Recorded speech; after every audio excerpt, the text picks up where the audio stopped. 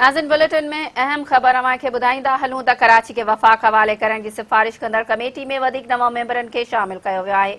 वफ़ाक़ी हुकूमत पारां कानून वारे वज़ीर फारूक नसीम जी सरबराही में जोड़ियल कमेटी में फहमीदा मिर्ज़ा, मोहम्मद मियां सूमरो, नुसरत सर अब्बास, जमाल सिद्दीकी, अरसलान ताज घुमण, गुलफराज खटक खे शामिल कयो वियो आहे। अली नवाज़ शाह, शकूर शाह समेत 9 ॼणनि खे कमेटी मेंबर बणायो वियो आहे। नाज़िन अहम ख़बर हिकु दफ़ो ॿीहर अवांखे अपडेट करे रहिया आहियूं त कराची खे वफ़ाक़ हवाले करण जी सिफ़ारिश कंदड़ कमेटी में वधीक 9 मेंबरनि खे शामिल कयो वियो आहे। वफ़ाक़ी हुकूमत पारां कानून वारे वज़ीर फारूक नसीम जी सरबराही में जोड़ियल कमेटी में फहमीदा मिर्ज़ा, मोहम्मद मियां सूमरो, नुसरत सर अब्बासी, जमाल सिद्दीकी, अरसलान ताज घुमण, गुलफराज खटक खे शामिल कयो वियो आहे। अली नवाज़ शाह, शकूर शाह समेत 9 ॼणनि खे कमेटी मेंबर बणायो वियो आहे।